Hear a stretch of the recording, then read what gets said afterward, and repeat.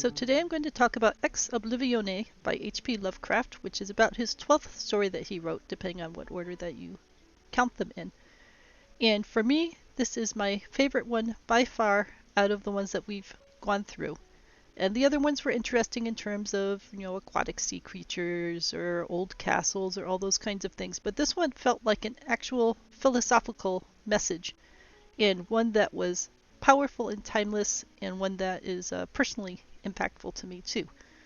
So let's take a look at this. It's only 700 words long. It's very, very short. It can fit on a single web page depending on the font that you've got it set at. And it's in essence about a person facing the end of their life. So he starts out that his last days upon him. So let's assume that this guy is in his 70s or something like that. And he's had a long, reasonably good life that he's enjoyed. But in comparison, what he has to deal with now are the ugly trifles of existence that are driving him to madness, like small drops of water that water torturers let fall on them.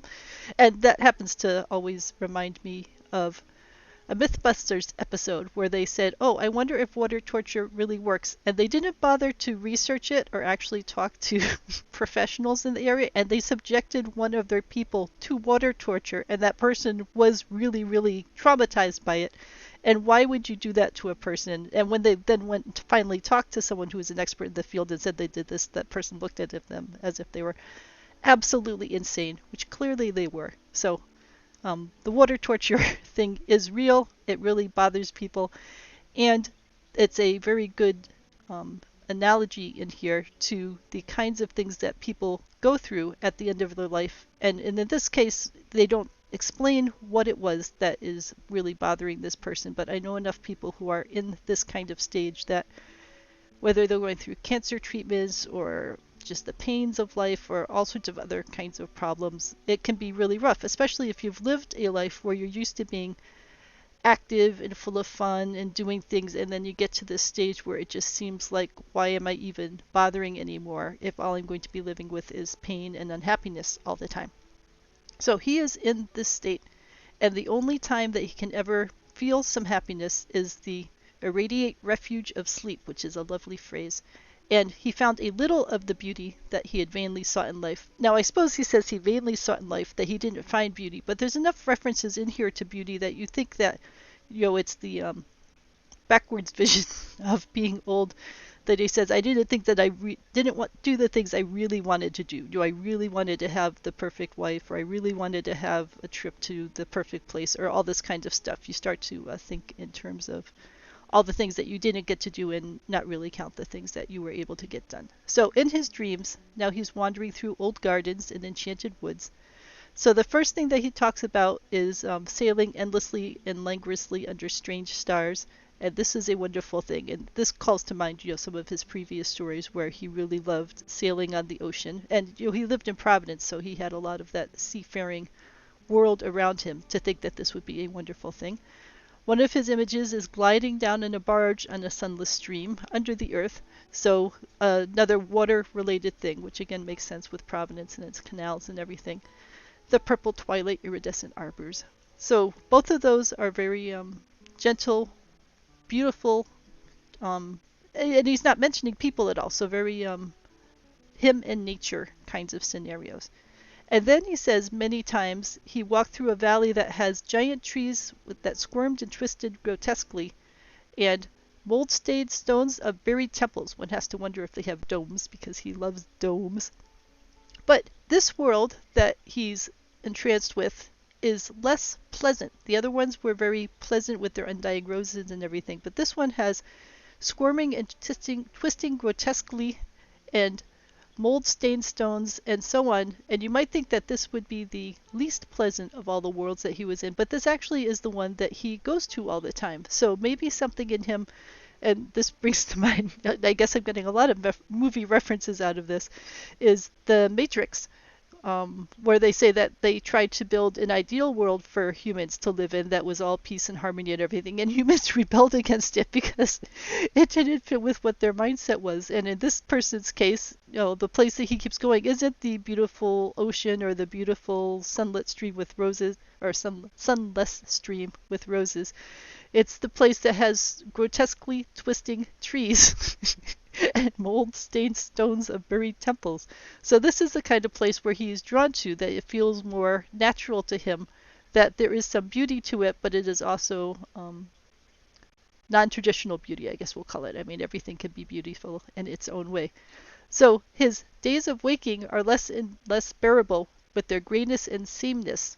And part of what is funny, and this goes back to, all right, I forget the story name already, but the one where he's wandering around in a big muddy world and was so upset because everything was muddy, as if that's the worst of all possible worlds.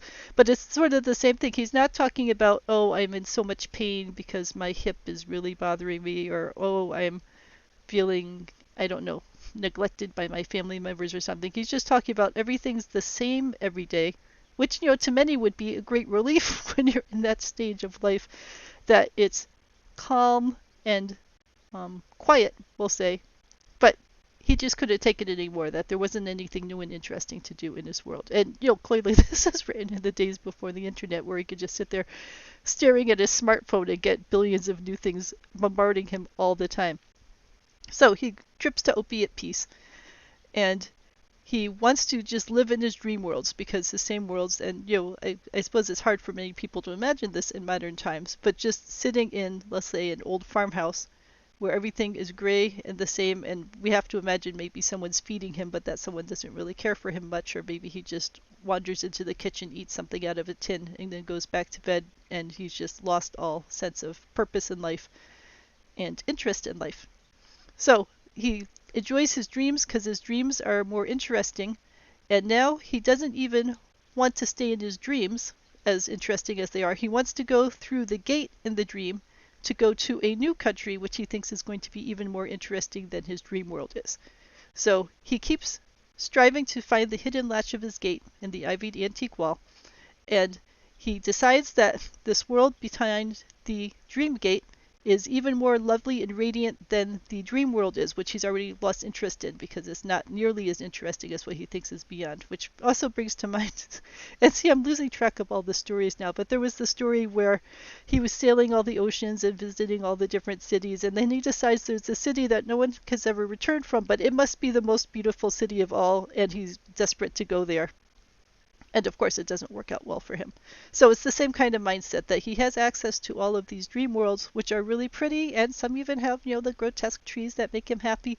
But no, there has to be something more that's more, whatever it is that he's looking for, more grotesque plus more dome temples and so on, and apparently no people. So he goes to the dream city of Zakarian, and he finds a yellowed papyrus, and it's interesting that he says that where did it go?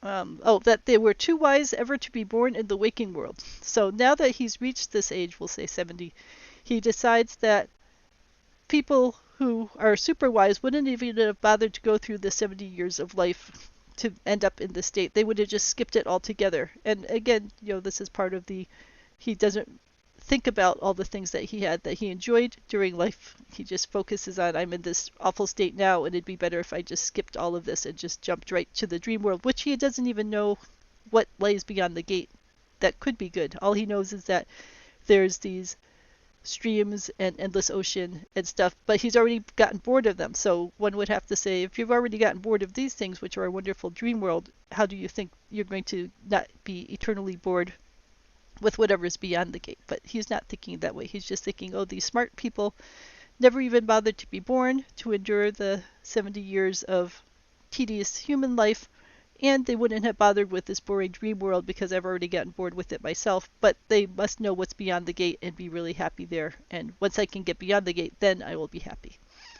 So he reads and reads through the papyrus to try to figure out what these amazing sages are doing.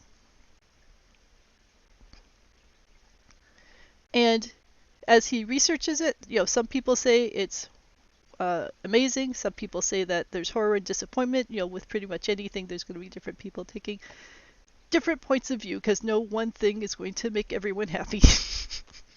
And he just wants to go there anyway, because he only imagines that this has got to be better than this boring real life and this boring dream world, which is now tedious for him. So he finds the name of the drug, which will unlock the gate. and he decides he's going to take it. So he swallows the drug, and he floats dreamily into the Golden Valley and the shadowy groves, and he sees that the gate is finally ajar. And there's a glow that glows through it and lit the giant twisted trees and the tops of the buried temples, and he drifted on songfully, expectant of the glories of the land from whence I should never return. And, again, he's just assuming that it's going to be better than everything else, but he himself is the person perceiving everything else, and there's a lot of people who would have been super happy in the calm, regular world, where he's not experiencing, as far as we could tell, pain or actual distress. And there's also a lot of people who would have been super happy in the dream world, where everything is peaceful and calm and pretty.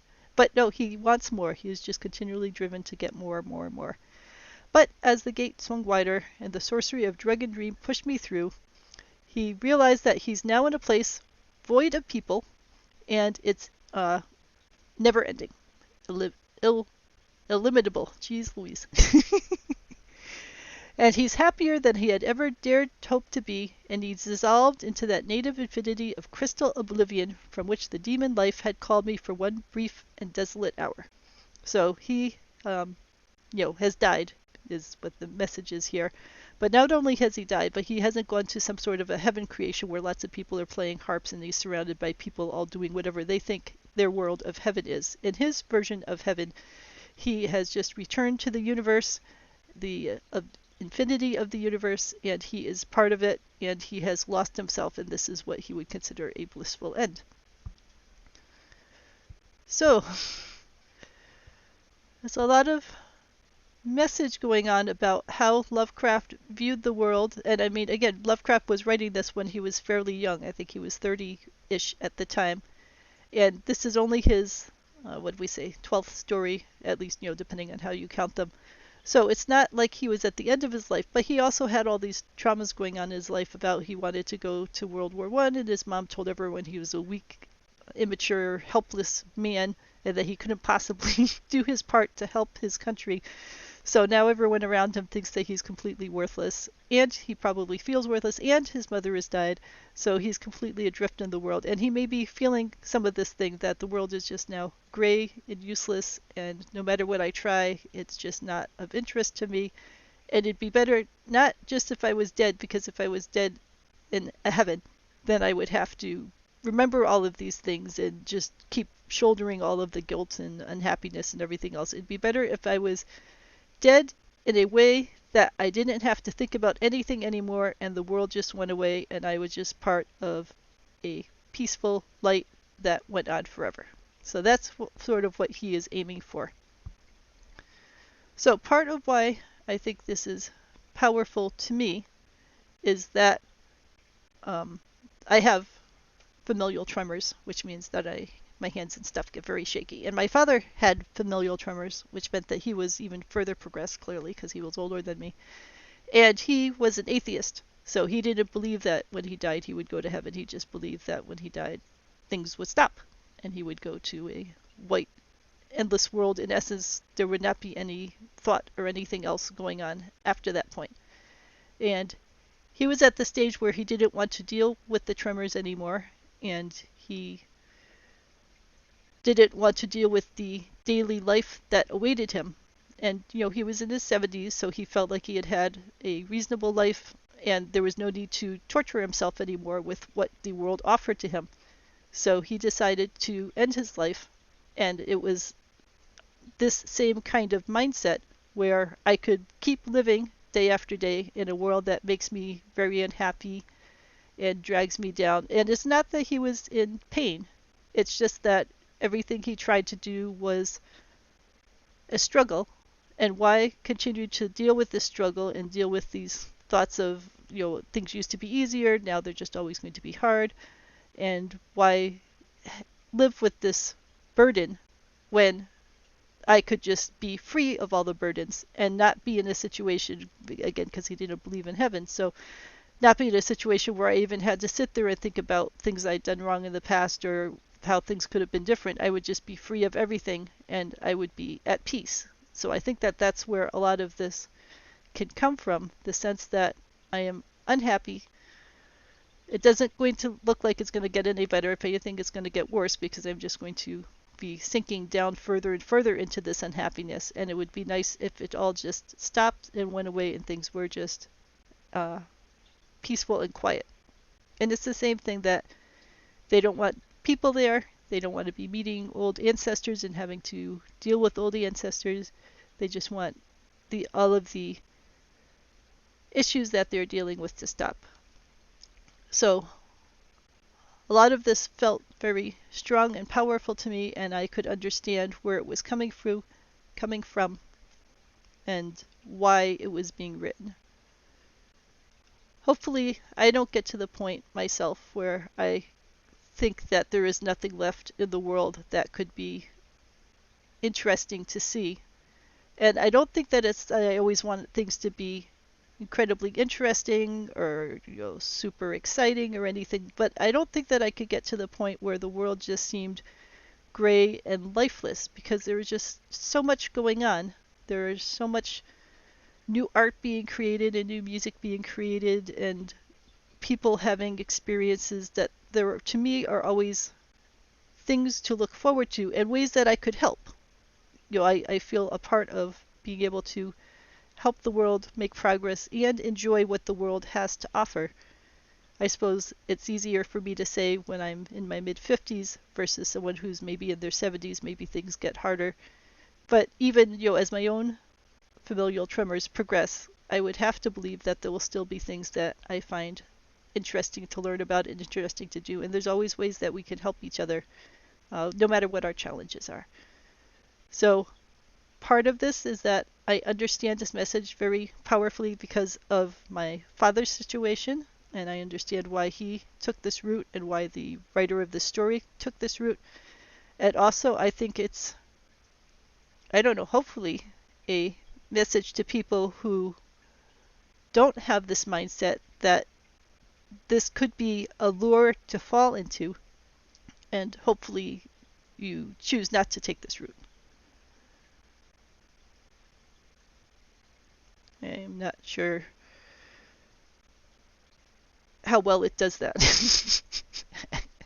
I mean, for me, I can read this and then also at the same time say that I am not drawn into taking this. One has to wonder if someone was on the fence and they read this, maybe it would lure them into, oh, maybe this is a way out, which would be sad as far as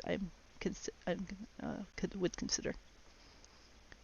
All right, so I guess those are my thoughts on this story. Let me know what your thoughts on it. I mean, it's on a fairly serious topic of suicide. And it's, a real issue for people who are older. The way that we handle older people and the way that we often warehouse older people, and how people end up in this situation where they feel like they have no use in society anymore and there's nothing interesting for them to do anymore, which all would be a great shame when people get to this point. But I also understand people do get to this point and we can't reach them all. So those are my thoughts on the story. Let me know what your thoughts are.